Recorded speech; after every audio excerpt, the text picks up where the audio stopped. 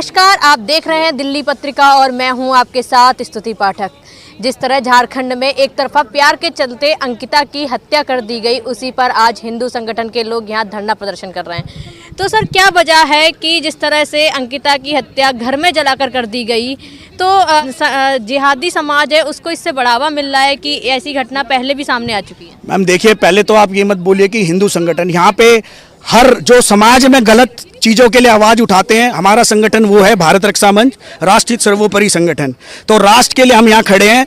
राष्ट्र में जिस तरीके से हमारा लोकतंत्र है, हमारी सरकार जनता द्वारा चुनी जाती है और कानून बना हुआ है हर चीज़ के लिए, लेकिन हमारे कानून जो 75 साल से जो संविधान है उसको सख्त करने की ज़रूरत है। उसमें जंग लग चुका है। वो किसी तरह से भी इस तरह की आतंकी मानसिकता वालों को एक तरह से डरा नहीं पा रहा है, बल्कि आम आदमी को डराने के लिए कानून की जो उसमें नियम है वो हैं। लेकिन जो इस तरह के अपराधी मानसिकता वाले होते हैं, मोहम्मद शाहरुख जैसे, जो कि घर में जाके एक बहन बेटी को इस तरीके से जलाते हैं कि सिर्फ उसकी गलती ये होती है कि वो उसका प्रस्ताव अस्वीकार करती हैं कि मुझे तुमसे किसी तरह की कोई बात नहीं करनी। उनका किसी तरह का बात नहीं करना चाहती थी वो, इसलिए सिर्फ उनको जला दिया जाता है।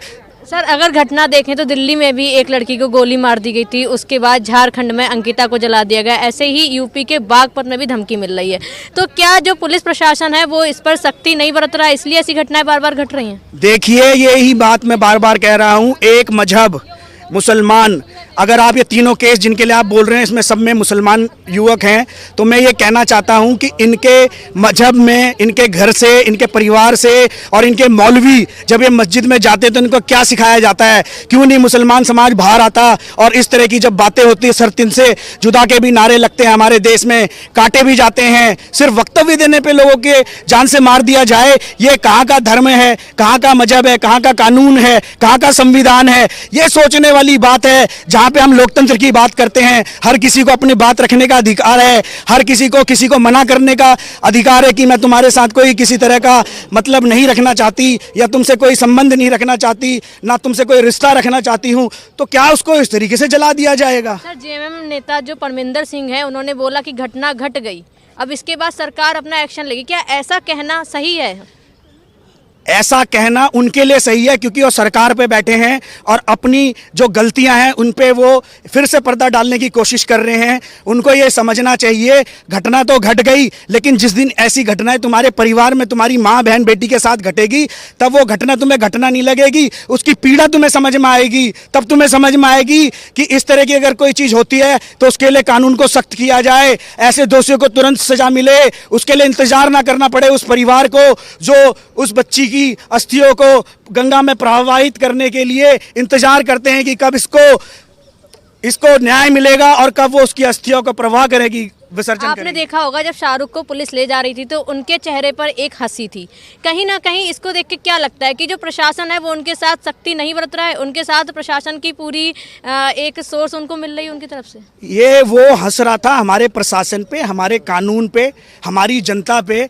उसे पता है कि 7 साल 8 साल तो उसको सिर्फ घूमने फिरने में लग जाएगी, सरकार उसका खर्चा गहन करेगी, बाहर चाहे उसको रोटी ना मिलती हो 3 टाइम की, 3 टाइम का बढ़िया तरीके से खाना उसको जेल में मिलेगा, सिक्योरिटी अलग से मिलेगी, तो उसको तो एक तरह से जो कहते हैं ना कि जन्नत, तो वो जन्नत है उनके लिए तो जेल।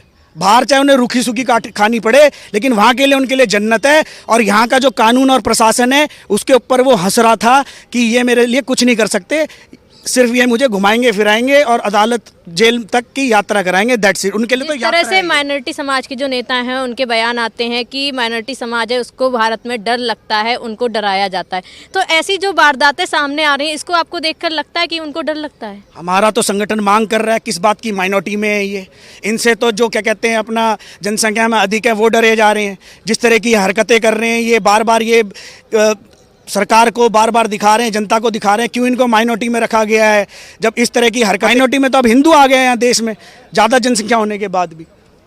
तो मैम, क्या आप अंकिता के लिए क्या मांग करती हैं आज? अंकिता के लिए मैं वही मांग करूंगी जो एक मुजरिम के साथ होना चाहिए, बलात्कारी के साथ होती है, उसे भी फांसी दी जाए। क्या लगता है कि कानून जो व्यवस्था है वो कहीं ना कहीं डगमगा रही है, इसीलिए ऐसी घटनाएं बार बार सामने आ रही हैं? ये भी जो बड़े बड़े नेता बैठे हुए हैं ना, वही लोग बढ़ावा दे रहे हैं जुर्म को। जो हमेशा हर नारी को नज़र झुका के चलने को मजबूर करती है। क्या लगता है अगर यूपी में ये वारदात हुई होती तो इस पर अभी तक कोई ना कोई योगी बाबा एक्शन लेते, लेकिन ये झारखंड में बात हुई है तो दोनों सरकारों में आप क्या कहना चाहेंगे? क्या वजह है दोनों सरकारों में, क्या कंपेयर करेंगे तो क्या बताना चाहेंगे? यूपी सरकार मजबूत है और अच्छा वो कर रहे हैं, कार्य कर रहे हैं और तुरंत एक्शन लेती है, ठीक है। और हम तो यही चाहेंगे और मांग हमारी यही है कि जिस तरह से अंकिता को जलाया गया है उसी तरीके से जलाया जाए। जिस तरह से झारखंड सरकार इसमें अभी तक कोई भी फैसला नहीं ले पाई है, तो आप क्या मांग करती हैं झारखंड सरकार से? हम यही कहेंगे कि भी झारखंड एक्शन ले, कड़े से कड़े फांसी की जगह उसमें फांसी दी जाए। क्या वजह है कि बार बार ऐसी वारदातें मुस्लिम समाज के यहाँ से वापस आती हैं, जैसे हिंदू बेटियों को मार दिया जाता है, जला दिया जाता है, तो क्या लगता है कि प्रशासन की तरफ से इनको बढ़ावा बहुत ज़्यादा मिल रहा है? बिल्कुल दिया जा रहा है, बिल्कुल दिया जा रहा है, तभी तो वो हंसते हुए निकल के गया, उसे पता है सपोर्ट है मेरे को। आप महिलाओं के लिए क्या सुरक्षा चाहती हैं कि जिस तरह से घटनाएं हुई हैं अब आगे ना आए, इसके लिए आप शाहरुख को किस तरह की सज़ा की मांग करती हैं? मैं तो सीधे जिस तरह से दामिनी केस हुआ था तो लोग रोडों पर उतर आए थे, लेकिन आज अंकिता का केस है तो आधे लोग चुप हैं।